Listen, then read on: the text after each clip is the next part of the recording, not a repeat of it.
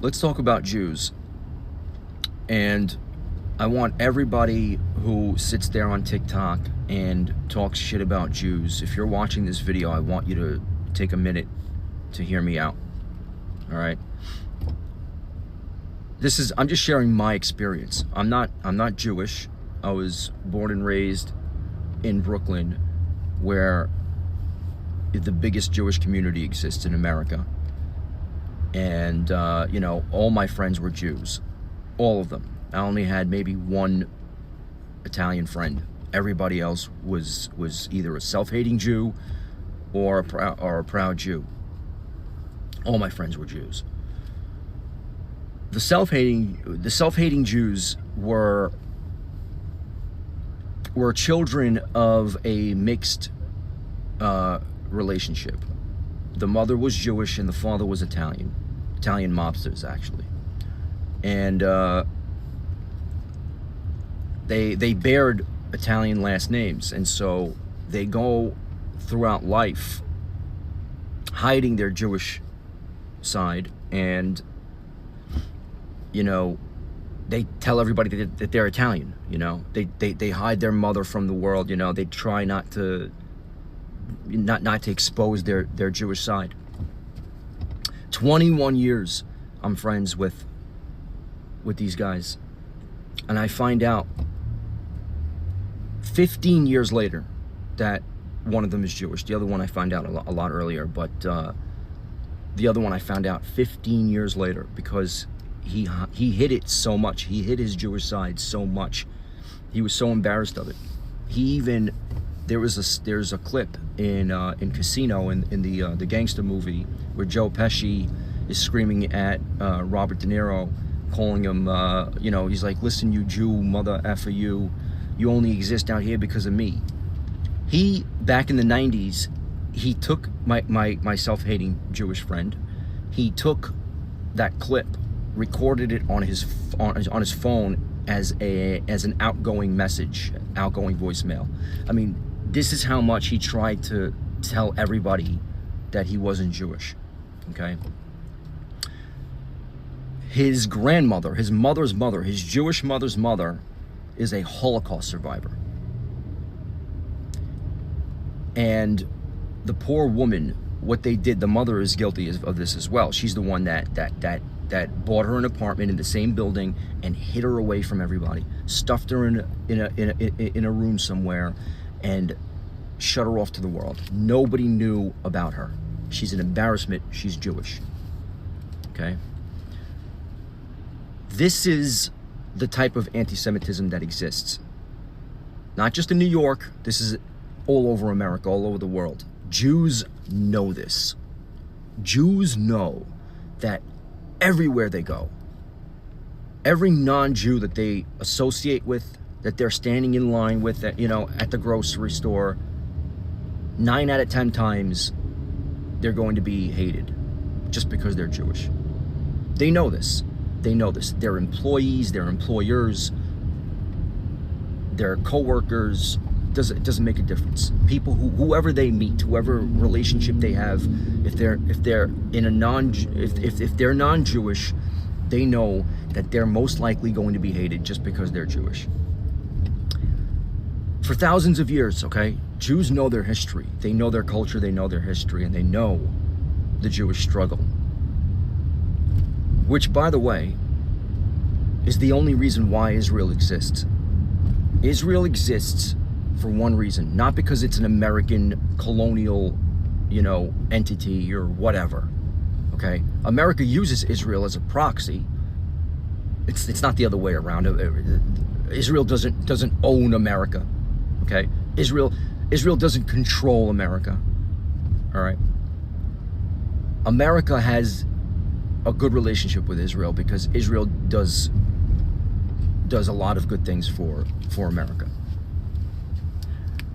The cell phone that you're holding in your hand watching this video is thanks to Israeli Jewish technology. Okay, that's a fact. That's just one aspect. I'm not going to sit here and talk about all the benefits of having a good relationship with the Jewish Israel. Israel exists for one reason and one reason only, because Jews know that they're not safe anywhere in the world. They needed their ancestral homeland back. They needed it back, because they know that everywhere they go, they will be persecuted, attacked, targeted, whatever.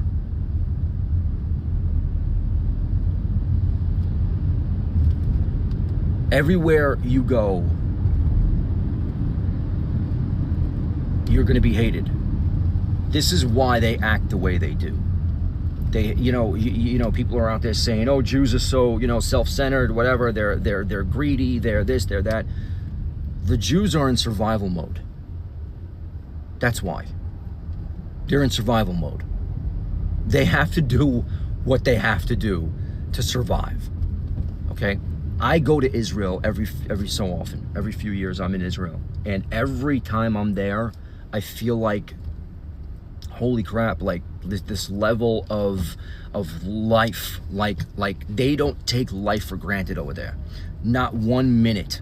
They are celebrating life as much as they can, because they know that at any moment it could all come crashing down. They know that. They know that. They literally live life to the fullest. And it's like I come back from Israel, by the way, I'm always energized. Always.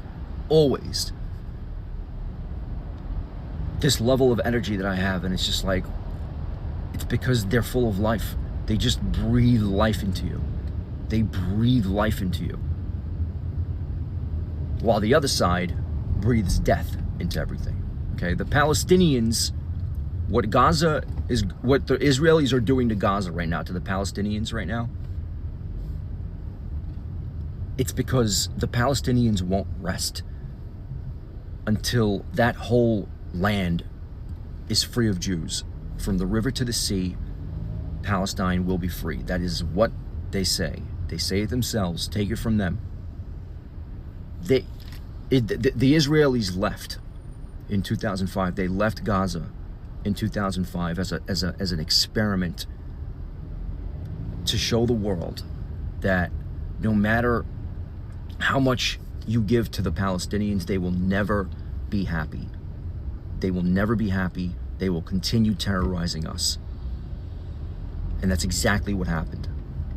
They continued and they continued to terrorize them, and they will not stop. They will not stop. What should the Jews do? Should they take a rocket to the moon and colonize the moon? Maybe they should do that. Maybe they should go to Mars and let the rest, and let Earth basically, fall apart. And when Earth falls apart, then everyone on Earth would still blame the Jews.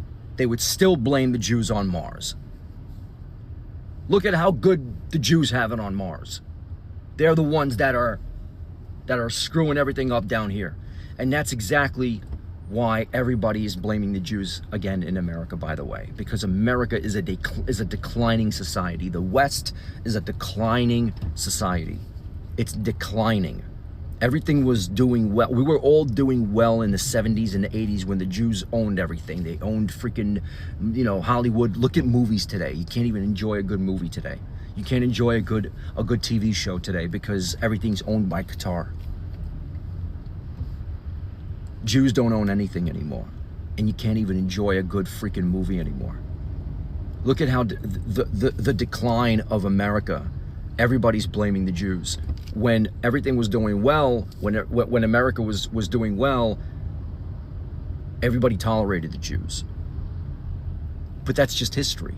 Same thing happened in Germany. When Germany started going downhill, it turned into a Nazi state and everybody started blaming the Jews. Same thing in Russia, back in the early 1900s, the 1800s, everybody was blaming the Jews, all the pogroms, because the Jews were they were in positions of power, and shit started going badly. Everybody started blaming the Jews. It's just how things are. Keep that in mind. What would you do if you knew that everywhere you went, you were hated?